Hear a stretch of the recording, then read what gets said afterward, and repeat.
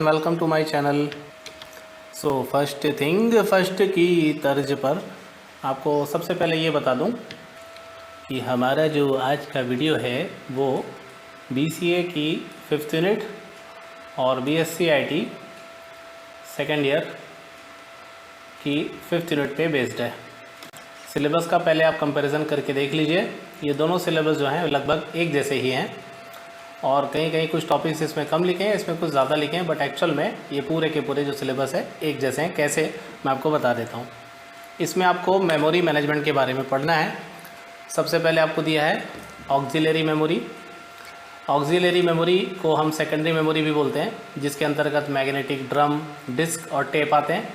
उसके बाद में फिर सेकेंड है आपकी सेमीकंडक्टर मेमोरी।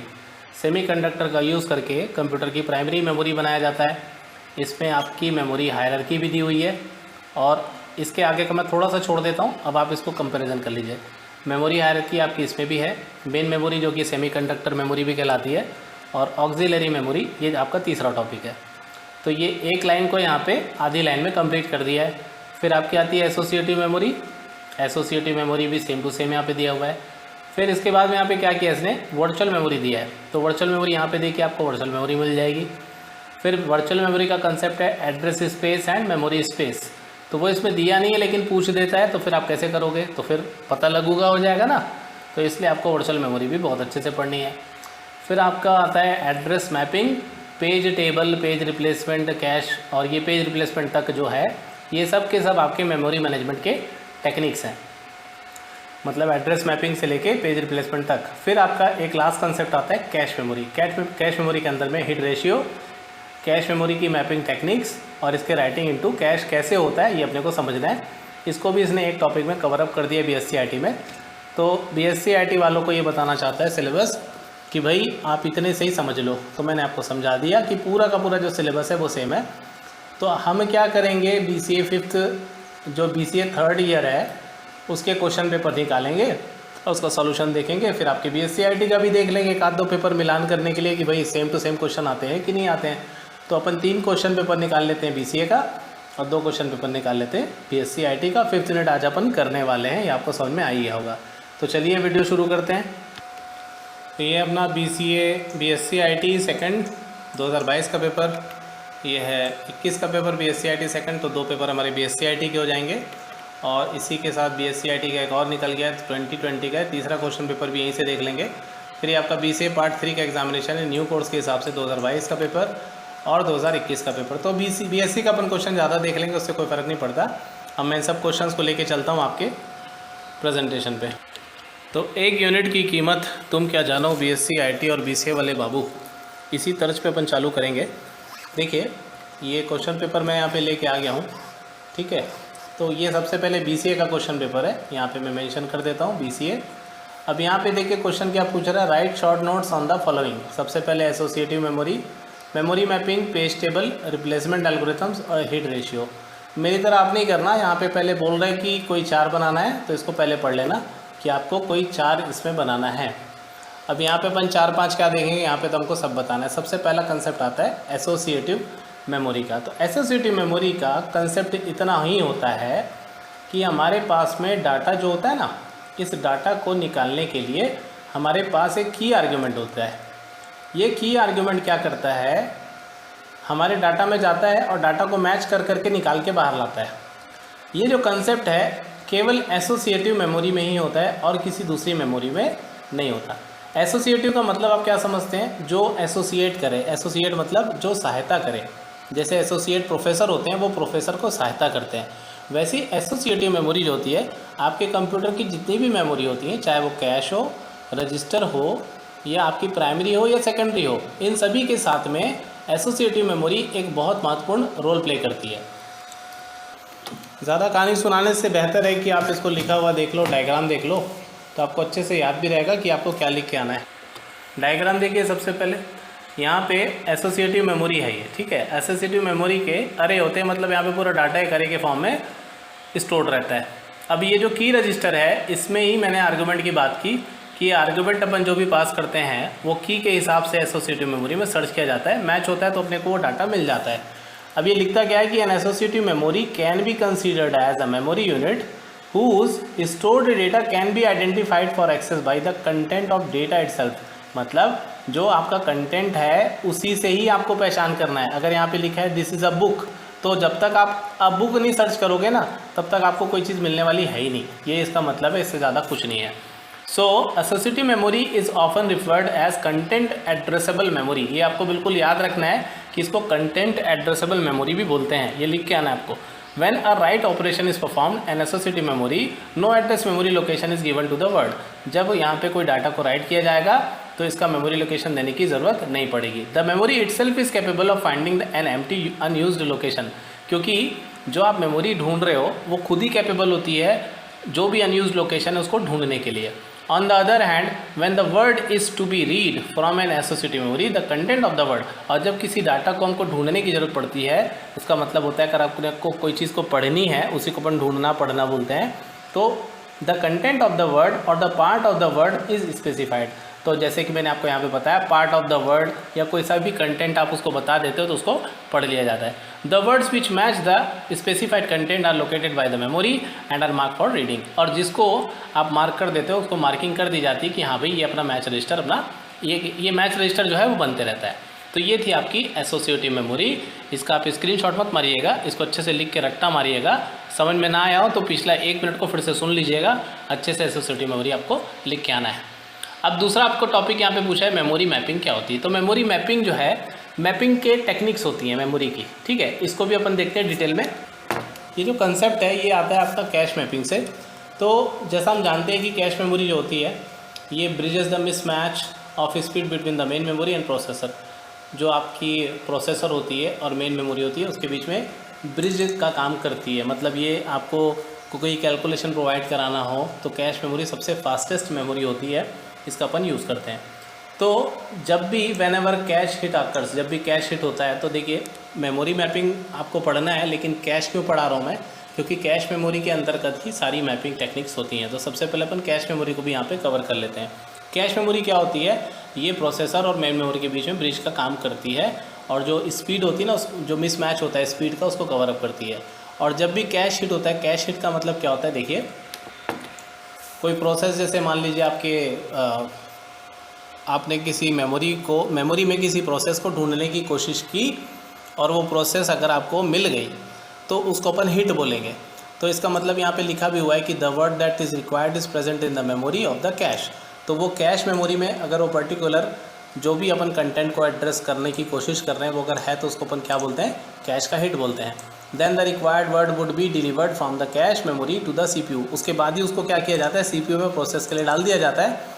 और जब भी आपका कैश का मिस आता है तो कैश मिस का मतलब क्या होता है कि जिस व्यक्ति से आप संपर्क करना चाहते हैं वो भी नेटवर्क कवरेज एरिया के बाहर है। एक्चुअली यहाँ पे ये नहीं लिखा हुआ है, यहाँ पे ये लिखा हुआ है कि कैश की मेमोरी में आप जिस वर्ड को ढूंढने की कोशिश कर रहे हैं वो नहीं है। The page consist of required word that we need to map from the main memory. इसलिए हम उसको क्या करते हैं, उस पर्टिकुलर चीज़ को दोबारा ढूंढने की कोशिश करते हैं। और यहाँ पे आवश्यकता पड़ती है, आप देखिए यहाँ पे पहली बार लिखा हुआ मिल रहा है आपको मैपिंग का। कब ज़रूरत पड़ी आपको मैपिंग की, कि जिस पेज को यहाँ पे उसी प्रोसेस को, उसी कंटेंट को क्या बोला जा रहा है, पेज बोला जा रहा है। जो मेमोरी में है उसको अपन पेज बोल रहे हैं, वो पेज को आप ढूंढने के लिए क्या करते हो, मैपिंग का स्टार्टिंग करते हो। So we can perform such a type of mapping using various different techniques of cache memory. तो हम लोग इसको अलग अलग तरीके से कर सकते हैं। तो अब जो कैश मैपिंग की प्रोसेस है वो कैसे होती है। The process of cash mapping helps us define how certain block that is present in the main memory gets mapped to the memory of the cache in the case of any cache miss। तो हम लोग cash mapping को इस तरीके से define करते हैं ताकि अपन किसी सर्टेन ब्लॉक को कैसे ढूंढेंगे अगर मान लीजिए कैश मिस जो है वो घटना घट जाए। In simple words cache mapping refers to the technique using which we bring the main memory into the cache memory. तो इसका मतलब ये होती है कि कैश मैपिंग एक ऐसी टेक्निक है जिसके द्वारा हम किसी पर्टिकुलर कंटेंट को, किसी पेज को कैश मेमोरी में लाने का प्रयास करते हैं। और इसके लिए एक डायग्राम यहाँ पे दिया गया है, उसको आप देखिए कि ये प्रोसेसर है, ये वर्ड्स है जिसको अपन ढूंढने की कोशिश कर रहे हैं, ये पेजेस ब्लॉक्स हैं, ठीक है, ये सेकेंडरी स्टोरेज है। अब कोई भी चीज़ एग्जीक्यूशन के लिए आपकी किस पे आएगी, मेन मेमोरी में आएगी। और कैश मेमोरी क्या करेगा, उसको ढूंढने की कोशिश करेगा। अब जैसे ही मान लीजिए कैश यहाँ पे किसी चीज़ को ढूंढी और मिल गई तो क्या बोलेंगे अपन, कैश हिट बोलेंगे। और अगर नहीं मिली तो क्या बोलेंगे, कैश मिस बोलेंगे। इसी के लिए कैश मैपिंग की टेक्निक्स होती हैं। तो यहाँ पे जो आपका क्वेश्चन है मेमोरी मैपिंग क्या है, आप केवल अगर इतना भी लिखेंगे तो आपका काम हो जाएगा। अब अगर इंडिविजुअल आपको मैपिंग के टेक्निक पूछते हैं तो आप इसके अंतर्गत टेक्निक्स ऑफ कैश मैपिंग में 3 तरीके की मैपिंग होती है, डायरेक्ट मैपिंग, एसोसिएटिव मैपिंग और के वे सेट एसोसिएटिव मैपिंग। एक बात का ध्यान रखेंगे, एसोसिएटिव मेमोरी अलग होती है, एसोसिएटिव मैपिंग अलग होती है। ये फुल्ली एसोसिएटिव मैपिंग जो टेक्निक है ये कैश मेमोरी की है, डायरेक्ट मैपिंग है, और ये एसोसिएटिव मैपिंग है। तो मैं इसको बोलूँगा कि इंडिविजुअली इसको आप किसी भी जगह से देख के पढ़ सकते हैं, क्योंकि एग्ज़ाम टाइम पे इन सब चीज़ों को पढ़ना जो है या अभी के पेपर में, मतलब अभी के इस वीडियो में अगर मैं इसको समझाने जाऊँगा तो ये काफ़ी लंबा टॉपिक हो जाएगा। तो ये आपको इंटरनेट पे बहुत आसानी से मिल जाएगा, you can search it and you can आराम से कॉपी पेस्ट इट। ठीक है, तो आगे बढ़ते हैं अपन अगले क्वेश्चन की तरफ। अगला आपका जो क्वेश्चन है वो है पेज टेबल। एक्चुअली मैं इसको 135 करके पढ़ दिया हूँ, बट दैट डजंट मैटर। पहले हमने एसोसिएटिव मेमोरी पढ़ लिया, फिर मेमोरी मैपिंग। अब हमारा तीसरा क्वेश्चन आता है व्हाट इज़ पेज। ध्यान रखिए, आपको शॉर्ट नोट्स में भी अगर डायग्राम बनाते बने तो ज़रूर आइएगा। देखिए, पेज टेबल एक ऐसा डेटा स्ट्रक्चर होता है जिसमें हमारे पास में अभी थोड़ी देर पहले जिसको हम पेज बोल रहे थे ना, वो फ्रेम के रूप में, एक टेबल के रूप में आपके मेमोरी में स्टोर हो जाते हैं। इसी को अपन पेज टेबल बोलते हैं। So page table is a data structure used by the virtual memory. इसका इस्तेमाल वर्चुअल मेमोरी के द्वारा किया जाता है। System to store mapping between logical address and the physical address. अब यहाँ पे फिर से आपके मन में सवाल आता है कि what is physical address and what is logical address. तो यहाँ पे मैंने डेफिनेशन आपको दिया हुआ है। लॉजिकल एड्रेस किसको बोलते हैं? Generated by the CPU of the for the pages. जो सीपीयू के द्वारा जनरेट किया हुआ एड्रेस होगा उसको अपन लॉजिकल एड्रेस बोल रहे हैं, ताकि हम उसको अच्छे से प्रोसेसर के द्वारा इस्तेमाल कर सकें। और फिजिकल एड्रेस क्या होता है कि जो उस एक्चुअल फ्रेम का जो एड्रेस होता है, मतलब इस पर्टिकुलर फ्रेम का जो भी एड्रेस है, ये मान लीजिए ये फिजिकल एड्रेस यहाँ पे एग्जांपल दिया हुआ है, ये इसका फिजिकल एड्रेस होगा। और ये लॉजिकल एड्रेस जो आपका सीपीयू के द्वारा जनरेट किया गया उसको अपन क्या बोलेंगे?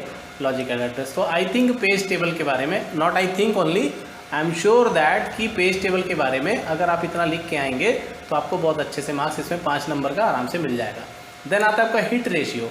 हिट रेशियो भी देखिए, यहाँ पे आपको पहले बोला तो मैं यकीन नहीं हुआ होगा कि मेमोरी मैपिंग सच्ची में कैश मेमोरी से रिलेटेड है। हाँ, ये कैश मेमोरी से रिलेटेड है।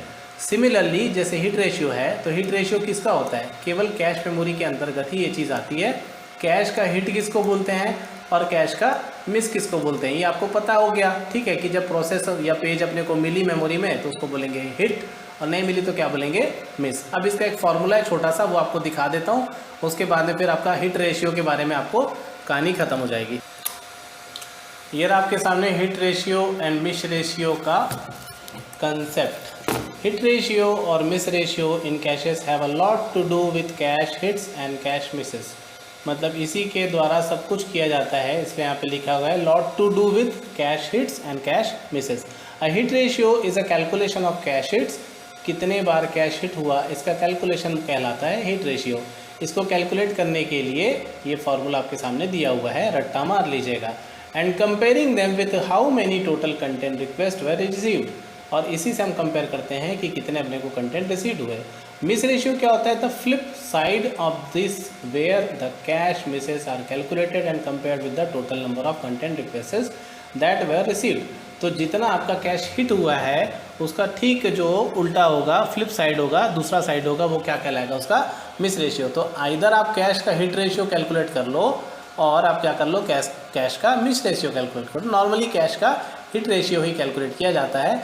आपको दिया जाएगा कि total number of cache hits हुए 25, और बताया जाएगा कि टोटल नंबर कैश हिट्स फिर से वही कितने 25, और नंबर ऑफ कितने मिसेस हुए, मान लीजिए 5 हुए, इसको आप निकाल लीजिए, आपका कैश का हिट रेशियो निकल जाएगा। That's it. इस तरीके से आपको कैश रेशियो समझा के आना है। इसके बाद में आता है आपका रिप्लेसमेंट एल्गोरिथम। फिर यहाँ पे नहीं बताया कि किसका रिप्लेसमेंट एल्गोरिथम, तो मैं आपको बता देता हूँ कि ये है आपका पेज रिप्लेसमेंट एल्गोरिथम। ये जो है कंप्यूटर में मेमोरी मैनेजमेंट की टेक्निक्स में आता है, पेज रिप्लेसमेंट एल्गोरिथम्स। इसके लिए बहुत से एल्गोरिथम्स होते हैं, LRU होता है, FIFO होता है। ठीक है, ये सब नाम आप शायद भले पहली बार सुन रहे हो, क्योंकि आप लोग तो छोटे छोटे बच्चे हो BSc IT वाले, लेकिन BCA वाले लोग जो हैं वो इनको ऑपरेटिंग सिस्टम में बहुत अच्छे से पढ़े होते हैं। तो ये जो पेज रिप्लेसमेंट एल्गोरिथम्स होते हैं, इसके बारे में शॉर्ट नोट्स में आपको दे देता हूँ। वो शॉर्ट नोट आप अच्छे से देख लीजिए और लिख के आइए, क्योंकि सिलेबस आपको पहले दिखा चुका हूँ मैं। जैसे यहाँ पे लिखा हुआ है कि the page replacement algorithm decides, क्या decides? Which memory page is to be replaced, किस मेमोरी के पेज को रिप्लेस करना है। ये काम होता है पेज रिप्लेसमेंट एल्गोरिथम का। ठीक है भाई। तो मान लीजिए आपके पास में बहुत सारे पेजेस हैं और इसमें से किसी एक पेज को अपने को क्या करना है, रिप्लेस करना है। तो ये जो काम होता है ये पेज रिप्लेसमेंट एल्गोरिथम के द्वारा किया जाता है। This process, the process of replacement sometimes called swap out और राइट टू डिस्क। जब आप इस काम को करते हैं तो इसी काम को अपन स्वैपिंग कहते हैं। स्वैपिंग का स्वैप आउट, या इसी को बोलते हैं डिस्क पे किसी चीज़ को लिखना, write on disk. Page replacement is done when the requested page is not found in the main memory.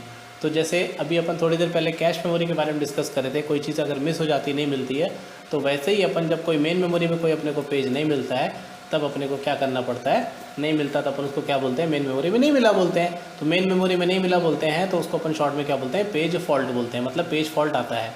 There are two main aspects of virtual memory, frame allocation and page replacement. तो actually में virtual memory के दो main aspects हैं, ठीक है। Virtual memory आपका concept है, आगे आने वाला है। तो इसमें दो ही चीज़ें होती हैं, एक फ्रेम का एलोकेशन और दूसरा पेज का रिप्लेसमेंट।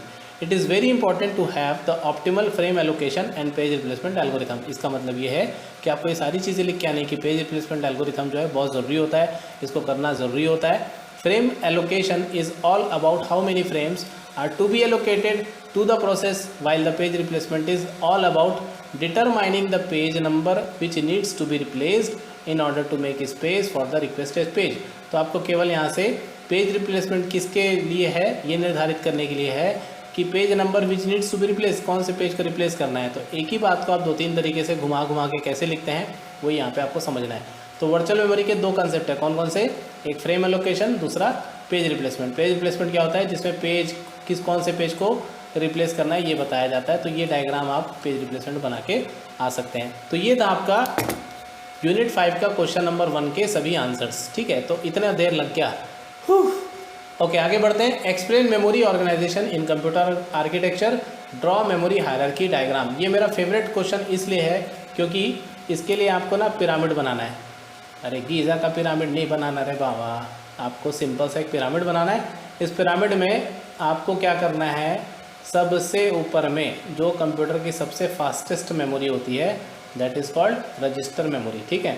इसके बाद में आती है आपकी कैश, इसके बाद में आती है आपकी मेन मेमोरी, और मेन के बाद में आ जाती है आपकी सेकेंडरी मेमोरी या ऑक्सिलरी मेमोरी। इसके बाद में फिर नेटवर्क मेमोरी आती है, but we do not include this in our concept. तो ये सारी मेमोरी आपको इस तरीके से लिख के एक डायग्राम बनाना है, एक एरो बनाना है कि जैसे जैसे आप ऊपर जाते जाओगे स्पीड बढ़ते जाएगी, जैसे जैसे आप नीचे आते जाओगे तो आपका कॉस्ट जो है वो डाउन होते जाएगा। मतलब रजिस्टर मेमोरी सबसे महंगी, इसके बाद कैश मेमोरी क्योंकि सीपीयू के साथ रहती है, सीपीयू के साथ ही आती है, सीपीयू के बिना नहीं आती है, अच्छे से याद रखिएगा। मेन मेमोरी मतलब आपकी रैम हो गई, सेकेंडरी मेमोरी मतलब आपकी हार्ड डिस्क हो गई, और नेटवर्क मेमोरी मतलब आपका क्लाउड स्टोरेज हो गया। तो ये डायग्राम जो है ये आपका आता है मेमोरी हायरार्की डायग्राम।